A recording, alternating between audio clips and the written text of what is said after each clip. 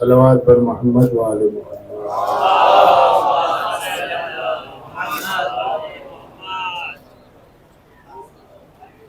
اعوذ باللہ من الشیطان اللعین الرجیم، بسم اللہ الرحمن الرحیم۔ الحمدللہ الذی لا یبلغ مدحتہ القائلون ولا يحصي نعماء العادون ولا يؤدي حقه المجتهدون فترى الخلائق بقدرت نشر الرياح برحمته الصلاة والسلام على أشرف الأنبياء والمرسلين خاتم النبيين رحمة للعالمين جد الحسن والحسين مولانا ومولا الكونين أبي القاسم محمد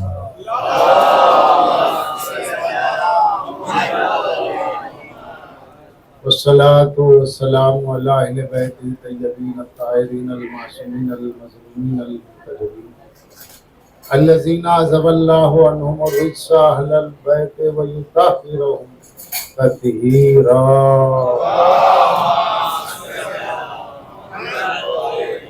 ولعنة الله على أعدائهم أجمعين من الآن إلى قيام يوم الدين۔ قال ابا عبد اللہ امام جعفر الصادق علیہ السلام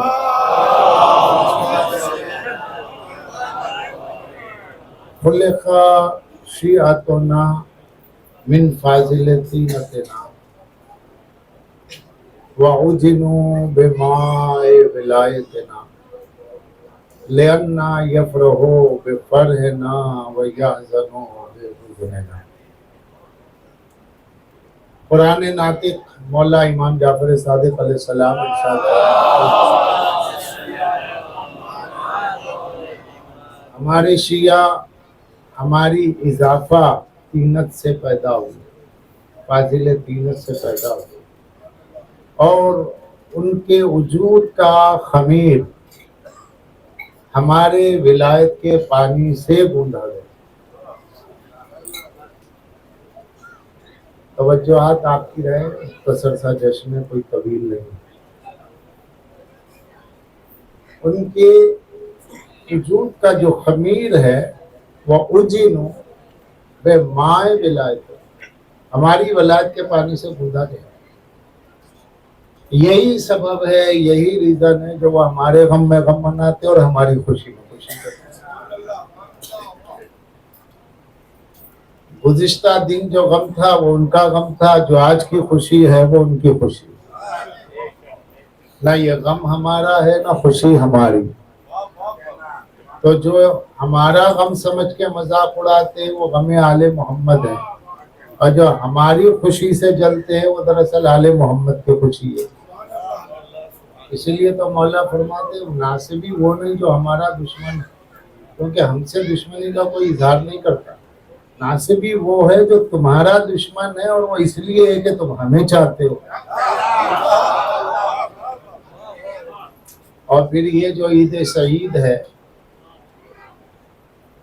یہ عید تقریباً راوی نے احمد ابن اسحاق اشعری نے جو 11ویں امام سے پوچھا کہ سرکار 9 ربیع الاول کے عید کا جو دن ہے کیا اس کا کچھ اور نام بھی ہے ماں سوا عید زہرا؟ اور مولا نے بتایا یہ عید غدیر ثانی ہے، یہ دوسری غدیر ہے۔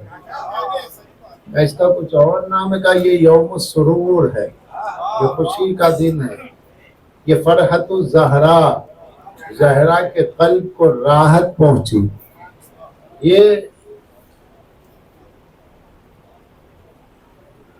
یہ وہ دن ہے کہ جس کو یوم رفع القلم کہتے ہیں۔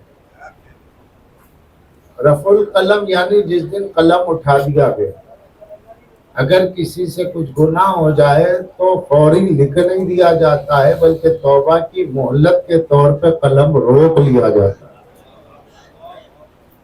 تو اس کا نام ہے رفع القلم۔ اس کا ایک نام ہے یوم الزکات، پاکیزگی کا دن. اس کا ایک نام ہے یوم العافیہ، عافیت کا دن. اس کا ایک نام ہے برکت، یوم البرکت، برکت کا دن. اس کا ایک نام ہے یوم ندامت الظالمین. آج وہ دن ہے کہ جب ظالم نادم ہوئے. یہ وہ دن ہے، یہ وہ عید ہے کہ جس کے لیے یوم ذہاب سلطان المنافقین. یہ وہ دن ہے، یہ وہ عید ہے کہ جس میں منافقین کا سلطان دنیا سے گیا. یہ امام کا ارشاد ہے. یوم یعیذ الظالمین، یہ وہ دن ہے کہ جب ظالموں نے اپنی انگلیاں چبا لی. جب ظالموں نے ظالموں کا حشر دیکھ کر کے اپنی انگلیاں چبا لی. اور یہ وہ دن ہے کہ یوم اعمال، یوم قبول اعمال الشیعہ. یہی وہ عید ہے جس میں شیعوں کے اعمال قبول ہے. تقریباً 72 نام ہیں. امام معصوم کی زبانی 9 ربیع الاول کے 72 نام لکھے ہوئے. تو عزیزو، یہ مومن اور منافق کے درمیان کسوٹی کا دن. جیسے غدیر سب کا نصیب نہیں ہے، ویسے عید زہرا سب کا نصیب. جس کے مقدر میں غدیر ہے اسی کے مقدر میں عید زہرا.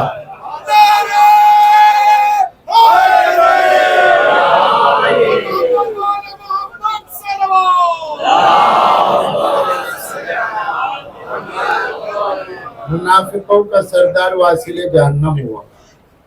امام کی زبان، امام فرما رہے یہ وہ دن ہے، یہ وہ عید ہے کہ احمد ابن اسحاق اشعری کے پاس ملنے کے لیے کچھ لوگ آئے. یہ 11ویں امام کے صحابی ہے. کل میں نے کچھ نام آپ کے سامنے رکھے تھے پرسوں.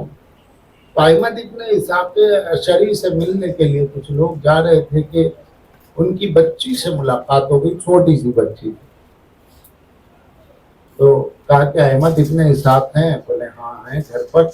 بولے تم تو بیٹا بڑے شاندار کپڑے پہنے ہوئے ہو، کیا کوئی خاص بات ہے؟ تو کہا ہاں آج عید کا دن ہے. بولے آج عید کا دن؟ عید الفطر، عید الاضحیٰ ہے. 2 عیدیں، عید غدیر ہے. یہ کون سی عید ہے؟ تو کہا کہ آپ جہاں ملنے جا رہے وہیں پوچھ لیجیے. احمد ابن اسحاق کے پاس گئے تو احمد ابن اسحاق اشعری، جو اپنے زمانے میں امام کے وکیل بھی تھے، امام کے عظیم الشان صحابی بھی تھے، جن کے پاس امام کی مالک کی کتابیں بھی. پوچھا کہ بھئی کون سی عید ہے؟ دیکھا تو گھر میں پورا عود جو ہے سلگا ہوا ہے، ہر طرف خوشبو ہے، بخور جلایا گیا ہے اور لذیذ کھانے. تو کہا کہ میں نے اپنے آقا امام حسن عسکری کے خدمت میں حاضر تھا تو میرے مولا نے مجھے بتایا، آج کے دن کے لیے بتایا احمد ابن اسحاق آج ہم اہل بیت کی عید کا دن. مولا آپ کے گھر عید کا کیسی عید؟ کہا کہ جیسے تم یہ سجا ہوا دسترخوان دیکھ رہے ہو اور یہ خوشبو بکھیرے ہوئے دیکھ رہے ہو، ایسے ہی میرے بابا یعنی 10ویں امام نے بیان کیا اور ان کے آبائے طاہرین نے بیان کیا کہ حذیفہ بن الیمان جب رسول اللہ کے گھر میں داخل ہوئے اجازت لے کر، دیکھا کہ حسن و حسین بیٹھے ہیں، مولا بیٹھے ہوئے اور گھر خوشبو سے بھرا ہوا اور لذیذ کھانے اور بڑے اچھے خوشحال لباس میں ہیں. پوچھا یا رسول اللہ آج کون سا دن؟ اب آپ سنیں، عید نہوم حضرت مختار کے انتخاب اور انتقام کے بعد کی بات نہیں ہے، بلکہ عید نہوم وہ عید ہے جسے رسول اللہ نے اس کی بنیاد رکھی. بہار الانوار علامہ مجلسی ہیں، 95 جلد نمبر 95 میں علامہ مجلسی علیہ الرحمہ اس کو لکھتے ہیں. اور اگر آپ کو اردو ترجمے کی حدیث چاہیے تو فرحت الزہرا یعنی عید زہرا کے نام سے کتاب ہے، اس میں ملے گی. فارسی میں چاہیے تو آقا یاسف الدین رستگاری جو ہے باری نے पूरी किताब ही ईद ज़हरा लिख दी, उसमें पूरी डिटेल कि सरकार दो आलम से हजरत हुज़ैफा बिन अल यमान ने पूछा तो सरकार दो आलम रहमतुल्लिल आलमीन ने फरमाया आज 9 रबीउल अव्वल है। कहा या रसूलल्लाह तो क्या ये मतलब खुशी का इससे क्या ताल्लुक है? तो कहा कि वो आने वाला दौर है जब हमारी बेटी के फदक को गस्ब करने वाला, मेरी सुन्नत को बदलने वाला, मेरे अली को हक को गस्ब करके अली की जगह बैठकर अपनी तरफ लोगों को दावत देने वाला, अल्लाह के अहकाम को बदलने वाला, किताब खुदा में तगय्युर करने वाला, जब इतनी चीजों पर सब कुछ करके अली का हक खा के, जहरा का खा के, सुन्नत को बदल के, दीन को बदल के वो शख्स आज के दिन हलाक होगा, तो उसकी हलाकत की खबर मुझे जिब्राइल ने बताई। आज ही का दिन है जब वो हलाक होने वाला है, तो मैंने जो है ये उम्दा दस्तरखान लगाया है क्योंकि आज हम अहले बैत के घर में ईद करें। तो इसकी बुनियाद तो रसूलुल्लाह ने रख दी है। तो हजरत हुज़ैफा ने कहा या रसूलल्लाह दुआ फरमा दें या हुक्म दे दें कि वो कत्ल कर दिया जाए। कहा ना, ये तो क़ज़ा व क़दर इलाही है, ये अल्लाह ने मुक़द्दर कर दिया है और किसी को सजा से पहले, जुर्म से पहले उसको सजा मुकर्रर नहीं की जा सकती। तो कैसे भी तुम रहने दो, अल्लाह के क़द्र व क़ज़ा में दखल मत दो। उसने हमें बता दिया जो मुसीबत है उस पे सब्र करेंगे और जो जहाँ पे शुक्र का मौका है शुक्र करेंगे। या हमारे और हमारे शियों के लिए शुक्र का मकाम। तो ईद ज़हरा की बुनियाद किसने रखी? सरकार दो आलम ने रखी। हजरत हुज़ैफा बिन अल यमान वो सहाबी है जिनको रसूलुल्लाह राज की बातें बताते थे और इनका लक़ब था राजदार मुस्तफ़ा। ये रसूलुल्लाह के राजदार थे। उक़बा की घाटी में जो 12 मुनाफिकों ने सरकार दो आलम के ऊंट को उकसा कर जो पहाड़ी से गिराना चाहते थे, तो बिजली ने चमक कर उन 12 मुनाफिकीन के चेहरे दिखा दिए। तो उन 12 मुनाफिकीन के नाम रसूलुल्लाह ने बताए थे। सही मुस्लिम शरीफ में साफ तौर पर बाब सिफतुल मुनाफिकीन में है कि मेरे सहाबा में 12 मुनाफिक, और हजरत हुज़ैफा को पूरे नाम बता दी, पूरे नाम बता दी और कहा हुज़ैफा किसी से न कहना, मैं तुमसे ये नाम बता रहा हूं। हजरत हुज़ैफा से बार बार एक लंबा तड़ंगा आदमी जिसके गाल पिचके हुए थे, पेशानी उभरी हुई थी, जिसका इज़ारबंद बार बार नीचे को हो जाता था, पतली सी कमर वाला, बड़ा ही खूबसूरत इंसान, गाल पिचके है, थोड़ी पे चंद बाल है, पेशानी उभरी हुई है, आंखें धसी हुई है, कद बड़ा लंबा है। आप सोचिए क्या खूबसूरत। वो उसकी एक खास खुसूसियत ये थी कि बज़्म रसूल में बार बार तलवार पे हाथ रख के कहता था या रसूलल्लाह हुक्म दीजिए, कत्ल कर दूंगा आप जिसका हुक्म। मैदान जंग में रसूलल्लाह बुलाते थे तो भाग जाता था, बज़्म में तलवार हाथ में लिए खड़ा होता था, या रसूलल्लाह हुक्म हो तो किसी का कत्ल कर दो। वो बार बार हजरत हुज़ैफा से पूछता था, हुज़ैफा तुम्हें अल्लाह की कसम है सच बताओ 12 में कहीं मेरा नाम तो नहीं है? उन मुनाफिकीन में मेरा नाम तो नहीं है? अल्लामा गज़ाली अपनी किताब इहयाउल उलूम मुनाफिकीन के चैप्टर में लिखते, अब तो उर्दू तर्जुमा आ गया इहयाउल उलूम का। मुजरिम ने अक़बाल जुर्म कर लिया और लोग कह रहे हैं कि भाई ये चोर है, तो कहा कि चोर मत कहो। कहा क्यों ना कहे भाई, उन्होंने इक़रार किया है कि उन्होंने चोरी की है, तो क्यों ना कहे।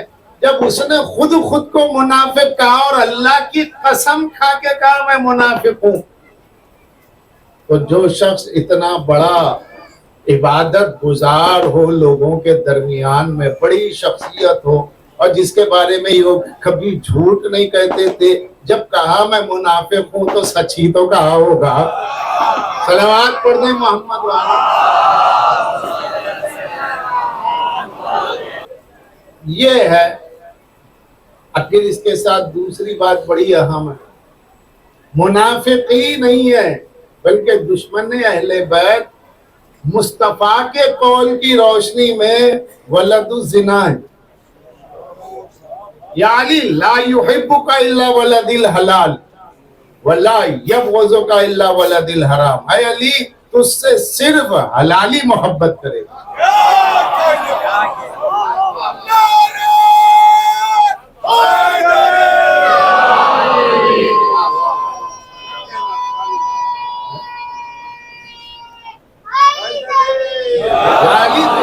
حلالی محبت کرے گا. یا علی ولا یبغضک الا ولد الحرام.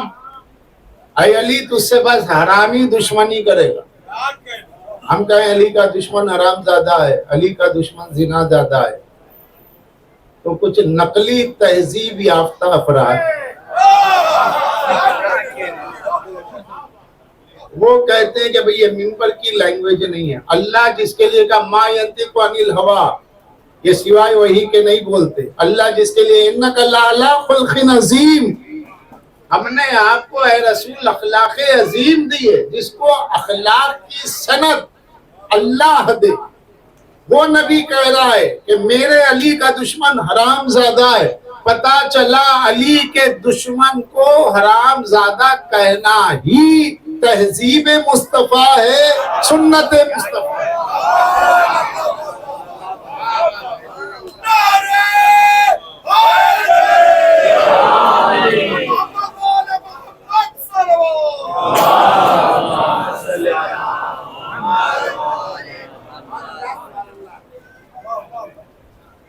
کتاب میں ملتا ہے, خطبات برطانیہ میں مدنی میاں کی چوچا کے ہے, فتح الباری کے حوالے سے کہا ہے.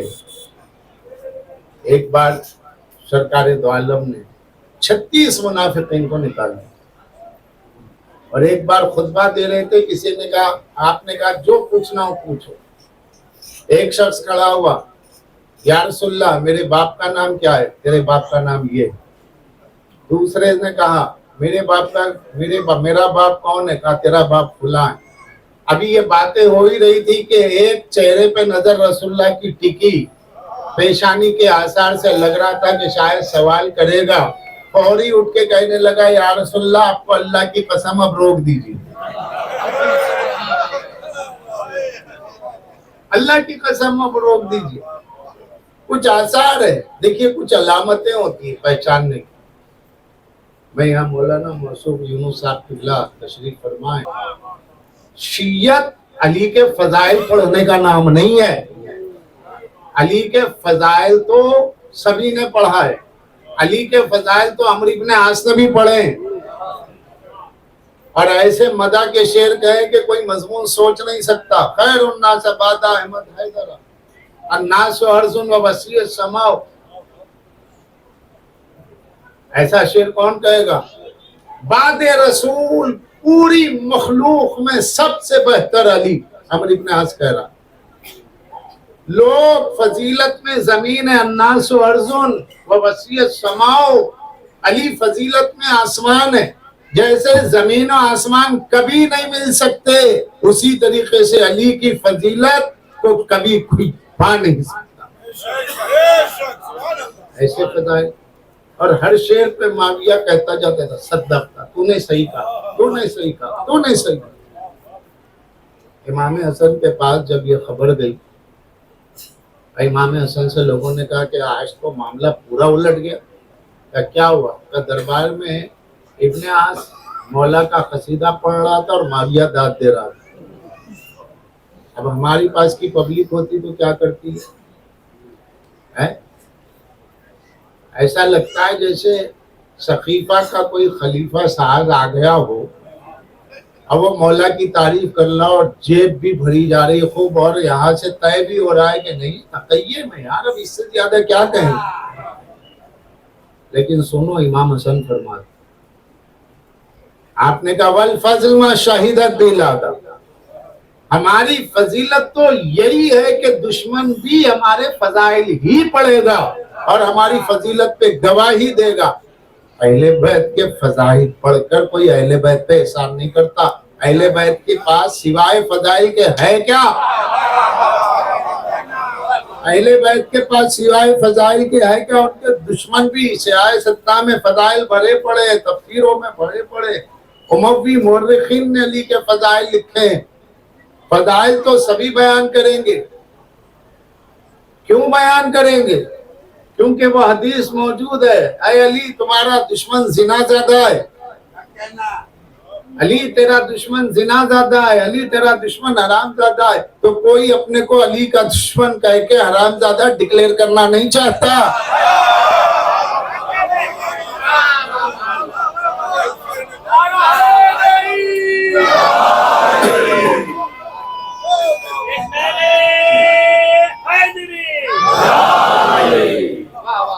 کوئی نہیں چاہتا. شیعہ اور شیعان ثقیفہ، تاریخ میں دو طرح کے شیعہ بس، اور کوئی شیعہ. اور جہاں بھی ہے شیعہ ہی ہے، یا ادھر کے شیعہ یا ادھر کے شیعہ. کربلا پوری پڑھ لیجئے. کربلا میں جو رجز ہیں اصحاب امام کی رجز، نافع ابن ہلال کا رجز پڑھ لیجئے، اس میں صاف طور پر موجود ہے. دشمن نے کہا انا علی دین عثمان، نافع ابن ہلال نے کہا انا علی دین علی ابن ابی طالب. زہیر قین سے کہا گیا ارے آپ تو کل تک تو عثمانی تھے، آج کیسے علوی ہو، آج کیسے حیدری ہو گئے، حسینی ہو گئے؟ تو کہا جب امام حسین سے ملاقات ہوئی، جب حق میرے سامنے واضح ہوا، تو بے شک کل تک میں عثمانی تھا، آج حسینی حیدری. یہ زہیر قین کا کربلا میں رجز ہے. تاریخ میں دو طرح کے شیعہ ہیں. مولانا اسرار احمد کا آپ نے نام سنا ہوگا، بڑی بڑی آنکھیں ان کی، یو ٹی وی پہ اکثر تفسیر بیان کرتے، گزر گئے، مر گئے، لیکن اب تک 25 سال سے ان کے ریکارڈ چل رہے. ان کی کئی کتابیں، ایک چھوٹی سی کتاب ہے اسلام اور عیسائیت، اس میں وہ لکھتے ہیں کہ تاریخ میں دو طریقے کے شیعہ ہیں، ایک شیعان عثمان، دوسرے شیعان علی. شیعان لفظ شیعہ شیعان عثمان سے ہٹ گیا. اسرار احمد کہتے ہیں کہ کل جو شیعان عثمان تھے وہی آج اہل سنت ہیں. جو کل شیعان عثمان تھے انہوں نے اپنا نام اہل سنت رکھا، لیکن جو کل شیعان علی تھے وہ آج بھی شیعان علی.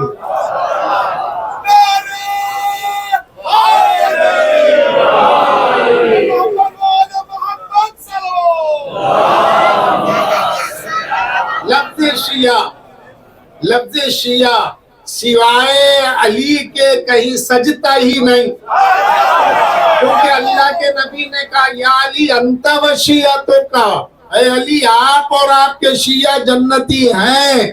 تو بس یہ لفظ شیعہ مخصوص ہو گیا علی والوں سے، غیروں سے نہیں، جو درمیان میں کٹتے چلے گئے، شیعت سے ہٹتے چلے گئے. شیعت علی کے فضائل پڑھنے کا نام نہیں ہے، شیعت کی شناخت علی کے دشمنوں پہ لعنت کرنے کا.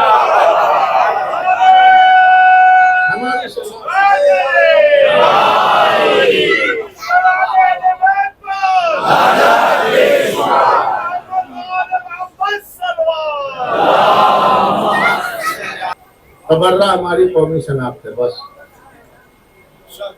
علی کی ولایت اور ظالموں سے تبرہ.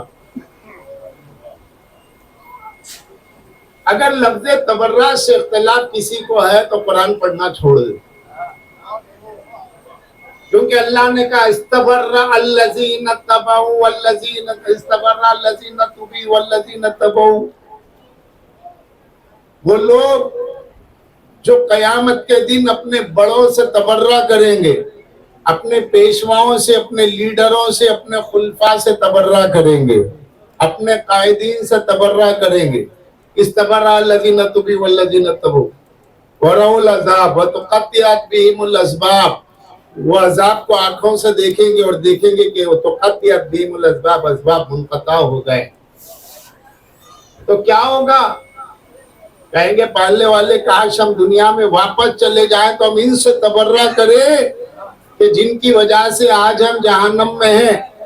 तबर्रऊ कमा नतबर्रऊ, हम तबर्रा करें जिस तरीके से उन्होंने हमसे तबर्रा किया।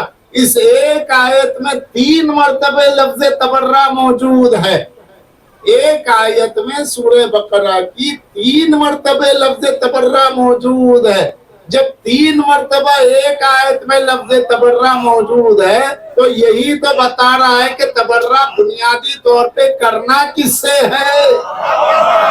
अरे अल्लाह ने एक आयत में 3 मरतबा लफ्ज़ तबर्रा रख के बता दिया कि बुनियाद 3 पे लानत से शुरू करो। 1 2 3 पे लानत।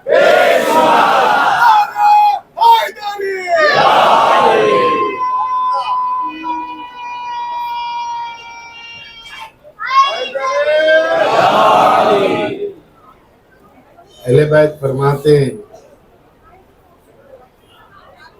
उमेरना शिगारुना किबारुना बिसब्बे इमाम वल्लाह नहीं, हमारे छोटों और हमारे बड़ों को हुक्म दिया गया है कि हम उन दोनों पे लानत करें और उनसे इज़हार बेजारगी करें। और अमीर अल मोमिनीन ने सुबह क़यामत तक एक दस्तावेज दे दी तबर्रे की जिसका नाम है दुआए सनम कुरैश। ये दुआए सनम कुरैश नाम ही से जाहिर है, सनम कुरैश, कुरैश के 2 बुत, इसमें नाम नहीं है, 2 बुत। अब उन 2 बुतों की तफसील है अल्लाहुम्मल्लान जितने वक्त तागूत। अमीर अल मोमिनीन नमाज फज्र में पढ़ रहे हैं, क्या पढ़ रहे? ऐ अल्लाह लानत फरमा बुत पे और शैतान पे। अमीर अल मोमिनीन ने फरमाया उस बुत और शैतान पे अल्लाह की लानत हो। अल्लाहुम्मल्लान जितना वक्त तागूत वबनाहिमा वबनतहिमा, उनके दोनों बेटों पे लानत, उनकी दोनों बेटियों पे लानत, व शाइमा व बाइमा, जो दोनों से बैत करे उन पे लानत, जो उनके फदाइल की इशाअत करे उन पे लानत, वबना व शाइमा व बाइमा। आखिर में अहम फिक्रा ये है व माइल इलैहिमा, वह माइल इलैहिमा, जो इन दोनों की तरफ जरा भी झुक जाए उस पर भी अल्लाह की लानत है। जो जरा झुके उस पे लानत है और जो पूरा झुक रहा है उसका क्या होगा? सलावत पढ़ते मोहम्मद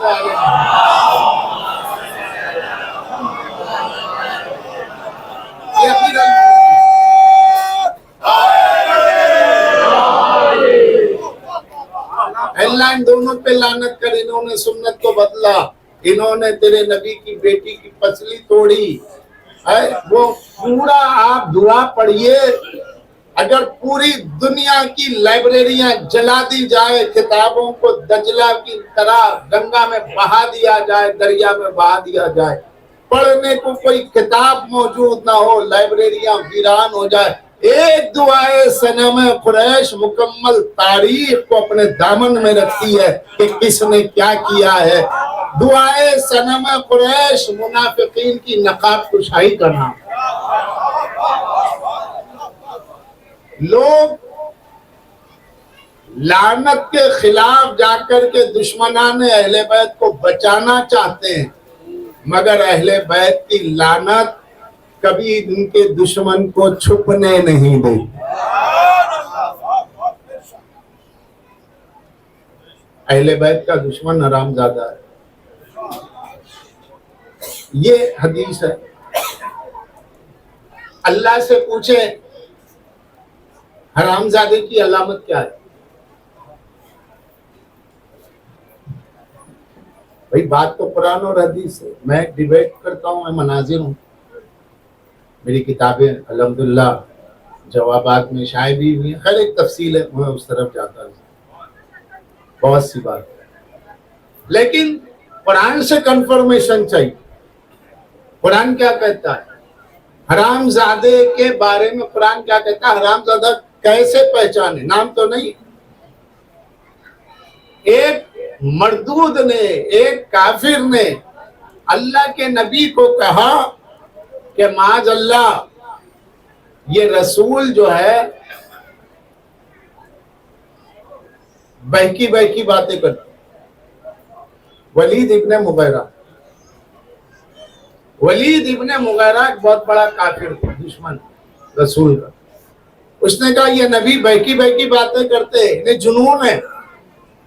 اللہ اس نے ایک گالی دی، جنون ہے، یہ نبی بہکی بہکی باتیں کرتا ہے. تو اللہ نے اس کے 9 آیت سورہ قلم میں بیان کی، 29واں پارہ 9 آیت بیان کی. اے میرے حبیب، یہ جو آپ کو کہہ رہا ہے مجنون ہے، پاگل ہے، آپ کے دماغ پہ اثر ہے، یہ وہ ہے کہ بڑی بڑی باتیں کرتا ہے، چغل خور ہے، جھوٹا ہے، کذاب ہے. اللہ بیان کرتے کرتے اس کے سارے عیبوں کو بیان کرتے آخری عیب پہ اللہ توجہ دیتا ہے. میرے حبیب اتلم بعد ذالک زنیم، ارے آپ جانتے ہیں یہ جو آپ کو کہہ رہا ہے بہکی بہکی باتیں کرتے آپ کے دماغ پہ اثر ہوا، بعد ذالک زنیم، آپ کو خبر بھی ہے. اتلم بعد ذالک زنیم اشرف علی تھانوی دیوبندی کا ترجمہ ہے کہ اے میرے نبی آپ کا دشمن حرام زادہ ہے.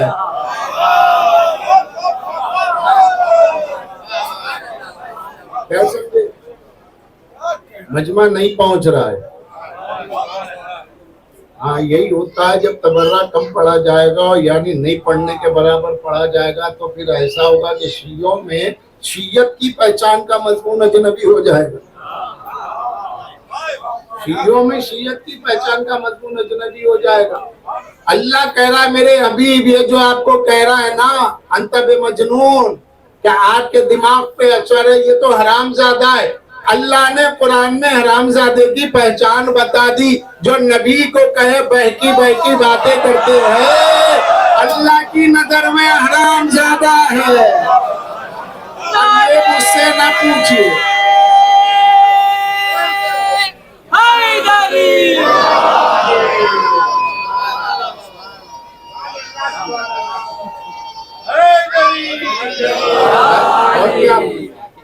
یہ ہے. اب کس نے کہا، یہ کس نے کہا تھا لاؤ دوا تو قلم، تو کس نے کہا تھا رہنے دو. خط غلبہ علیہ الوجع، ان پہ درد کی شدت ہے. اور پھر منہاج السنہ میں ابن تیمیہ میں لکھ دیا ہے، شیخ الاسلام جسے کہتے اس نے لکھ دیا ہے صاف طور پر کہ یہ تو ہذیان کہہ رہے ہیں، بہکی بہکی باتیں کر رہے ہیں. تبھی تو قرآن سن تو لیا تھا، عمل سرزد ہو گیا تھا. حذیفہ نہ چھپاؤ یار، رسول نے کسے منافق کہا؟ کوئی تم بتاؤ نہ بتاؤ، میں جانتا ہوں میں منافق. یہ جو اندر کی بے چینی ہے نا وہ قے کروا رہی تھی، تو کہنے والے نے اعتراف کر لیا کہ میں منافق ہوں. وہ سنیں گے تو کیا ہوگا، یہ سنیں گے تو کیا ہوگا. ان تک بات پہنچی تو تھا جب ساری کتابیں آپ نے لکھی ہے، سارا بیان آپ ہی کا ہے، پورا اسٹیٹمنٹ آپ کا ہے، اقبال جرم آپ کا ہے. تو پیپر میں آیا، انقلاب پیپر میں یا ہندوستان ٹائمز میں یا ہندو پیپر میں کہ فلاں چوراہے پہ مرڈر ہو گیا، فلاں جگہ ریپ ہو گیا، یہ ریپسٹ ہے، یہ مرڈرسٹ ہے، نام آ گیا. قبلہ آپ نیوز پیپر کی بات کیجئے مگر قاتل کا نام مت لیجیے. ارے بھائی اس نے لکھا ہے، ہم کیا اپنے گھر سے بیان کر رہے ہیں؟ کس نے کہا نبی نے ہذیان کہا تھا؟ کس نے کہا تھا؟ اس کا نام لیجئے. کس نے کہا تھا کہ کبھی کبھی مجھ پہ شیطان سوار ہو جاتا ہے؟ ارے جو خود کہہ رہا ہے کہ مجھے شیطان کی حاضری آتی ہے، جس کا علاج جوہرے میں بھی نہیں ہوگا، اس لیے کہ شیطان ادھر سے آئے تو الگ بات ہے، ادھر بغض اہل بیت کے رستے سے آیا ہے. اب اللہ کہتا ہے تنزل الشیاطین، تنزل الشیاطین علی کل افاک نسیم. اللہ کہتا ہے یہ شیطان ان کے اوپر نازل ہوتا ہے جن کا دل گنہگار ہوتا ہے.